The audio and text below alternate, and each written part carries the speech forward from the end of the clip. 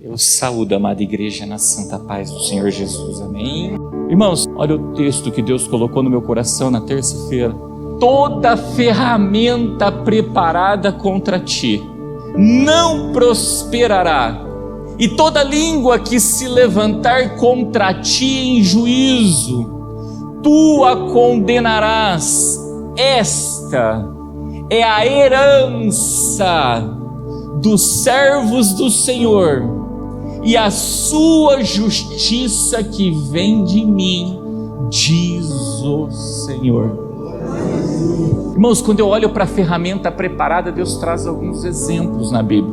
Certa vida feita tinha um povo que foi levado cativo lá para a Babilônia. De repente chega um rei endemoniado e levanta uma estátua bem grande e manda todos se curvarem. Mas teve 3 lá que eram servos do Senhor, porque todos os demais que se dobraram não eram servos do Senhor, eram servos daquele rei. A ferramenta estava preparada e o rei entrou em juízo contra eles, contra Sadraque, Mesaque e Abednego. Deus livrou da fornalha? Não. Mas prosperou? Também. Então quando ele diz toda ferramenta preparada contra ti não prosperará, você sabe o que ele está dizendo ou não? Ele não vai evitar que façam a ferramenta. Ele está dizendo, não, deixa fazer, deixa forjar, deixa construir, deixa preparar tudo, sudecaia, ridecou, manai de cantos. Mas esqueça de algo, sem Deus nada podemos, e sem Deus, irmãos, nada do que foi feito se fez. Jogaram no fogo e não tinha um cheirinho de fumaça. A Bíblia fala também naqueles mesmos tempos, irmãos, de um decreto que levantaram e falaram que não era para o povo de Deus buscar o seu quê? Mas teve um que falou, essa lei de homens eu não, ou seja, servo do... Falou, não. É aquilo que o apóstolo Pedro disse, antes me convém servir a quem? A Deus do que aos... Prepararam a cova dos leões para ele. Estamos falando de Daniel. Prepararam, irmãos. Prosperou. E você sabe o que é o mais lindo? Quando eu olho para a palavra de Deus, que a Bíblia diz que aquele que te abençoar, esse será abençoado. Mas aquele que te amaldiçoar, esse também será o quê? Leão, a gente sabe que o que Deus fez eu não sei. Ele perdeu o apetite, ou ele dormiu, eu não sei o que sucedeu com aquele leão. Mas de uma coisa eu sei, aquela ferramenta não prosperou. Todas aquelas línguas que entraram em juízo contra Daniel também não prosperou.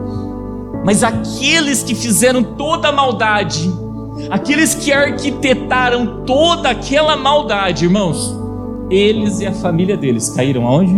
E você sabe o que é interessante? É nessas horas que vem da parte de Deus a dupla o quê? Bom, Sadraque, Mesaque e Abednego foi honrado, Daniel foi honrado, assim que passou por este o quê? Processo na vida deles. Quer ver um outro exemplo disso, irmãos? Mardoqueu. Amã foi lá, construiu uma bela de uma forca para Mardoqueu, preparou uma boa de uma ferramenta contra a vida dele. Tudo porque o homem não se curvava para ele.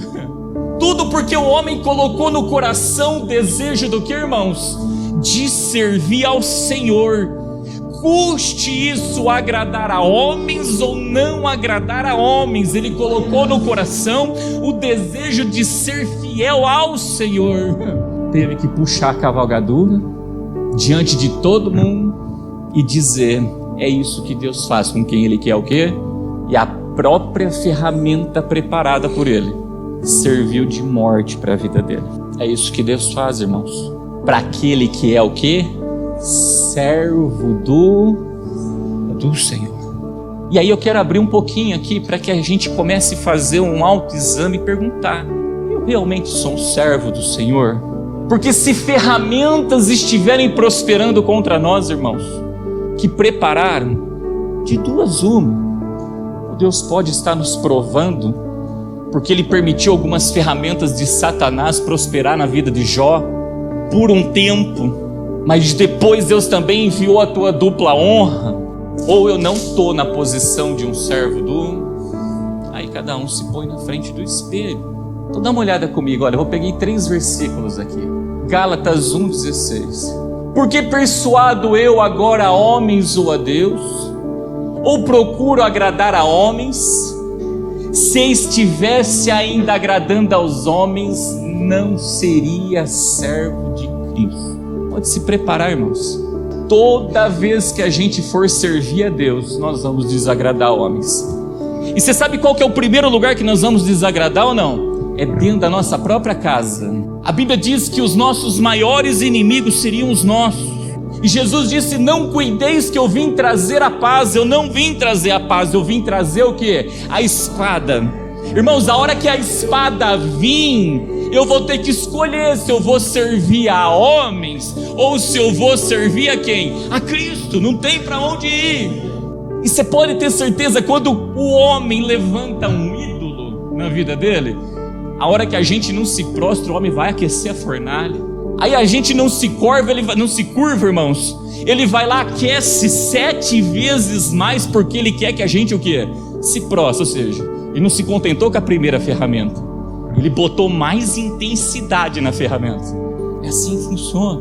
A espada vem. Se todo mundo servir a Deus, escuta o que eu estou dizendo, não tem cova, não tem fornalha, não tem nada disso nas nossas vidas. Cuidado dentro da própria, lá dentro começa. Aí depois isso migra, como já foi anunciado, trabalhos, igreja. A espada, a hora que vem, irmãos, vai mostrar quem serve e quem não serve. Ah, não estou servindo. Seja o quê? Ovelha, não seja bode. Não contende. A espada veio, não contende. Sejamos servos de quem? De Cristo. Olha esse outro versículo, medita comigo. Respondeu-lhe Jesus: em verdade vos digo que todo aquele que comete pecado é servo do... E Jesus tem pecado, irmãos? Então Deus nos ensina, Ele nos instrui no caminho que a gente deve andar. A gente não quer seguir aquele caminho, nós estamos o que? Transgredindo. E Jesus é o caminho. E se eu sou servo do pecado, você sabe quem que foi homicida desde o princípio? Você sabe quem que é o pai do pecado? Você sabe através da onde nasceu o pecado? Do diabo. Por isso a graça veio, para que a gente não fosse servo do quê? Do pecado. Pastor, mas eu sou pecador, eu sei. Toda vez que pecou, está sendo servo do quê? Toda vez que dobra o joelho, reconhece o sacrifício na cruz, se esforça e deixa, se tornou servo de quem? De Cristo. Aí tem a herança, tem a promessa. Olha esse outro versículo, irmãos. Prometendo-lhes liberdade, sendo eles mesmos servo da corrupção, porque de quem alguém é vencido, do tal faz-se também servo. Presta atenção, Jesus disse assim, eu venci o mundo. Quando ele declarou eu venci o mundo, você sabe que ele estava dizendo, eu não vim para servir o mundo, eu sou servo de... Quer ver exemplos, irmãos? Quantas vezes a gente falta das atividades da igreja, deixa de ir no monte, ou deixa de participar dos cultos, ou deixa de se envolver com as coisas de Deus, para fazer as coisas que são do quê? Ah, pastor, eu não sabia, Deus me perdoa. Para seguir as amizades do mundo. Irmãos, presta atenção. Como a gente sempre disse e sempre declarou, imprevistos, todos nós estamos sujeitos. Agora guarda algo. Se eu servir o mundo, eu sou servo de quem? Agora, se eu vencer o mundo, eu me configurei como servo. E quando a gente olha para o mundo, a palavra de Deus vai falar da concupiscência da carne, da concupiscência dos olhos e da soberba da vida. Isso não vem do Pai, isso vem do mundo. Aprende algo, nosso pastor sempre nos ensinou sobre o servo da orelha, o quê? furada. Eu vou recapitular isso para os irmãos, o que é o servo da orelha furada.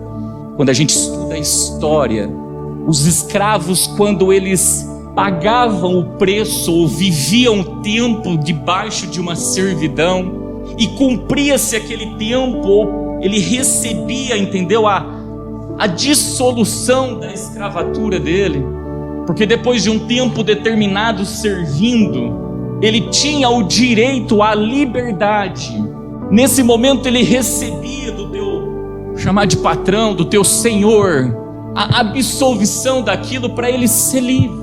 Só que ele falava como ele reconhecia que o senhor dele era uma boa pessoa para a vida dele, como ele reconhecia que o lugar onde ele estava era um lugar saudável, como ele reconhecia que aquela autoridade sobre a vida dele era uma autoridade saudável.